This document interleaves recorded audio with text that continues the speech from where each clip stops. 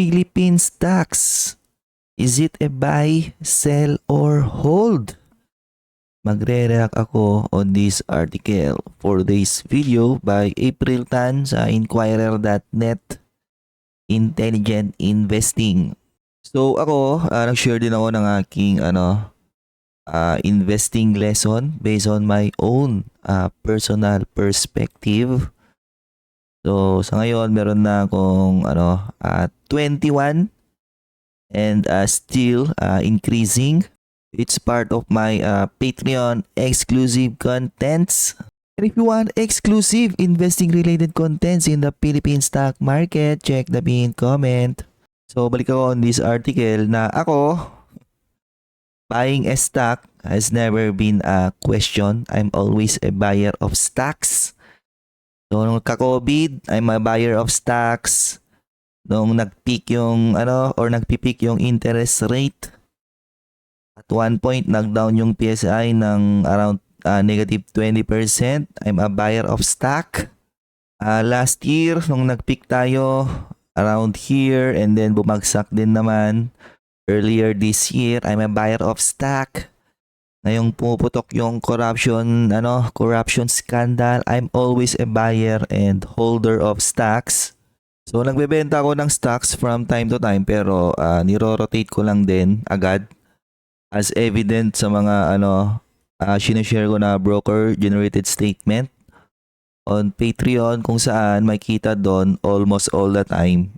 Around 99% stocks yung allocated sa aking portfolio.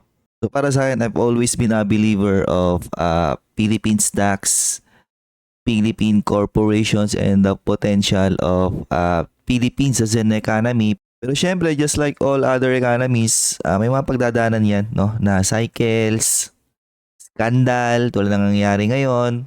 Pero eventually, the Philippines will figure a way out, no? How to recover. And eventually, the stock market, kahit lagapak siya, eventually, it will find a way how to recover. Just like what it did historically, okay? So the PSEI has been very weak this year. So most definitely yung iba sa inyo nagtatanong, nagbebenta na ba ako? Or bibili, di ba? Buy the fear, buy the dip, or i-hold ko lang yung stocks ko. Right? Pulado na sila, okay? And potentially natatempt kayo na gumawa ng tinatawag na market timing. So ako, I've always been a very strong advocate that you should not time the market. You should always look for opportunities and press the buy button. I think for every cycle of the stock market, there will always be opportunities, and it's your job to capitalize on those opportunities. And so far, that mentality of not doing any market timing, nagbe-bear fruit siya sa aking personal investment portfolio. So this year, still, I'm massively outperforming PSEI, and I've been massively outperforming PSEI ever since I started tracking my performance since 2021 to present. And pagpapatuloy kong i-track yan para may pakita ko sa inyo that market timing is not a good strategy. Okay? Diba? Ito yung laging tanong pababa ang stock market? Ang tanong, magre-rebound ba yan or babagsak pa? Kaya that mentality, create nyo ng fear sa sarili mo na ayaw mo na bumalik. Pag bumalik ako bigla, mas bigla pa siyang bumagsak. Diba? If you are a trader, diba, mga short-term market participant, regardless kung gamit mo is technical or fundamental, hindi raw ito yung environment para sa iyo kasi wala daw improvement yung fundamentals, at least according to the analyst, and may even weaken, making a sustained rally unlikely. In this case, it may be wise to use the current bounce to take profits or reduce exposure. Okay? Well, ako as a long-term investor, it's all about capital rotation and risk management. So third quarter GDP natin, lagapak. And nagre-reflect na daw yan on some corporate earnings. Okay, most companies miss analyst estimate. While median growth was less than 5%, dragged by telcos, consumer firms, power companies, and gaming operators.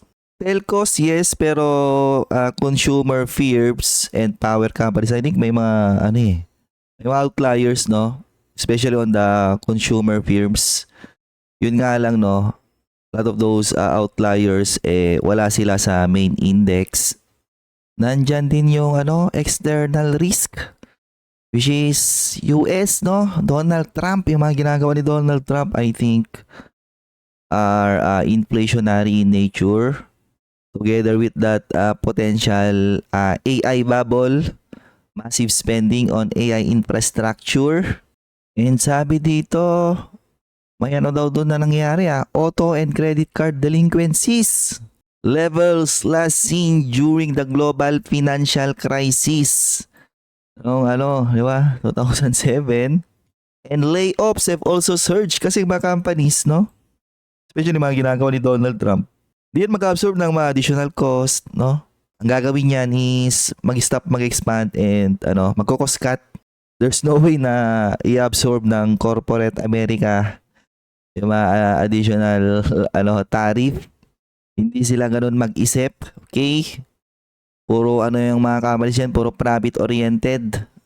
So yung mga nangyari din na high profile bankruptcies. And syempre, the concern about potential artificial intelligence bubble. I think hindi na yan Hindi na siya question. I think AI is a massive bubble right now. Waiting na pumutok.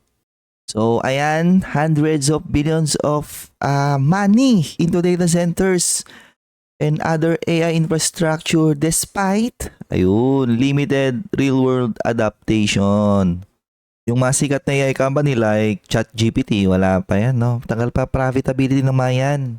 So, recent MIT study, 95%. No measurable returns from AI. While losses of AI or OpenAI ChatGPT widened. Grabe, despite higher revenue, walang kwenta revenue kung hindi naman siya mag-translate into profitability diba? So, no profitability. Meanwhile, utang sila ng utang para bumili ng mga chips from Nvidia, mag-build ng data center. So, palaki yung leverage ng mga to. Again, similar to the dati, yung dot-com bubble. Ang darling naman dati si Cisco. Okay.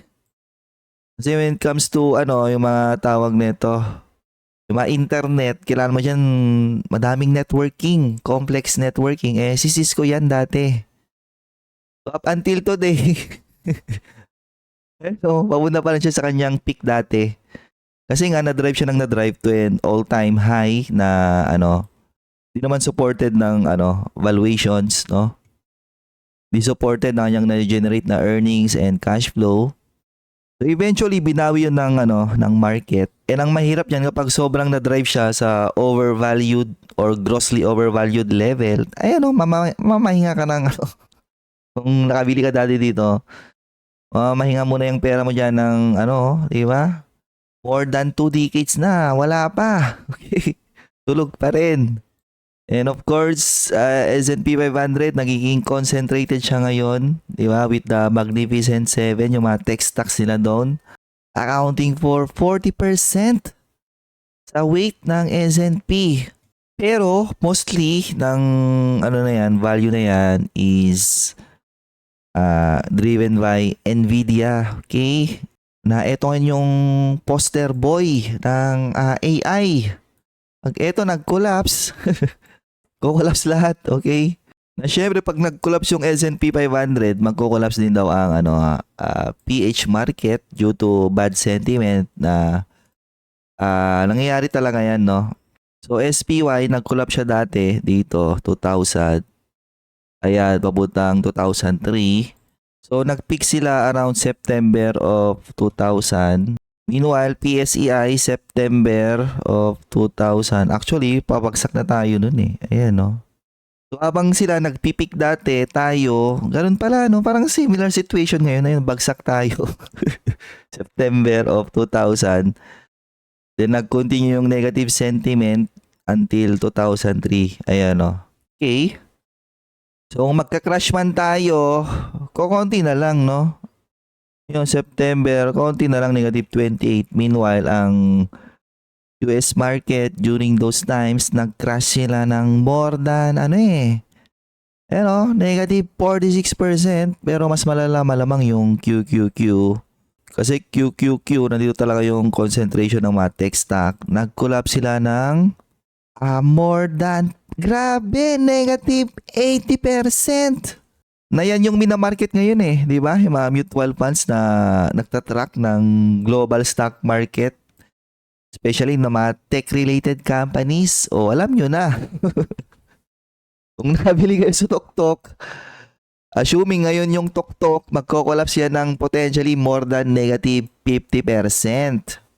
On the other hand, if you're a long-term investor building wealth, which is mukhang ako na yan, for retirement, or for your children, then staying invested makes sense.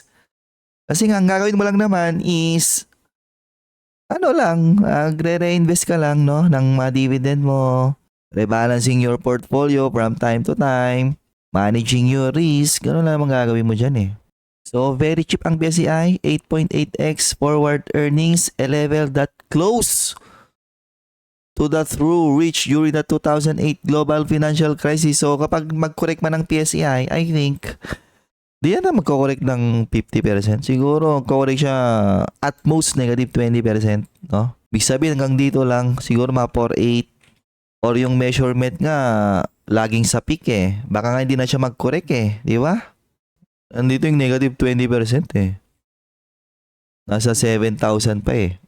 Kung dito man siya mag-correct sa peak na to, negative 20, andyan na tayo ngayon eh. Ayan o, feeling ko kahit pumutok yung bubble sa, sa US, well, magkakaroon ng bad sentiment initially sa PSI pero magre-rebound din yan. Okay, in my personal opinion. Kasi nga masyado nang mura ang PSEI.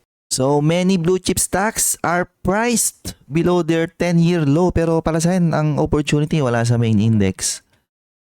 Nasa mga mga mid-cap stocks and maybe even the small cap stocks. I think nandun yung best opportunity hanggang inantay mong pumutok yung bubble sa sa US. O sa pumutok yung bubble sa US, nagbagsakan yung main index. I think ito na yung opportunity ng pagbili ng mga blue chips. While we cannot predict what catalyst will drive the next bull market, buying stocks while they are cheap, which is yung ginagawa ko eh. So, mura, yun na yun. Pag bumagsak, i-reassess mo ulit. Kung mura pa rin, pili pa din. Di ba? So, long-term investing works best when you size your exposure properly. Avoid using margin or leverage. Siyempre, number one, huwag kang mangungutang para lang invest sa stock market. That's a big mistake, yung mga gumagawa ng galon. Magawa lang yun, may mga malalaking ego eh. May mga gustong patunayan, ganun. Eto, tama, maganda tong sinabi niya na to. The market's very volatile right now and cheap stocks can still get cheaper. Ang tanong kung nag-all-in ka na tapos nag-all-in ka using margin or leverage, wala na, di ba? It's over. Holding too many stocks in a volatile environment can cloud your... dito ako medyo tagilid, no? Dami kong stocks na hawak eh. Right now, I own more than 50 stocks and I am outperforming PSEI massively and I am outperforming a lot of the actively managed mutual funds out there. I think pwede kang mag-hold ng limpak na stock as long as for every stock na hawak mo, may thesis ka, okay? Alam mo yung reason bakit mo hino-hold yung mga stocks na yon. Siyempre, maka-cloud lang naman yung judgment mo kapag bili ka ng bili ng stock, hindi mo naman alam ba't mo binibili yung mga stock na yon, di ba? It may also be prudent to raise some cash. Having liquidity gives you the flexibility to take advantage of any irrational selling na mangyari yan kapag pumutok yung bubble sa US. Should the Philippine market be dragged lower by global contagion? Pero kapag mga ganyang irrational selling, normally nagbabounce back din yan kaagad.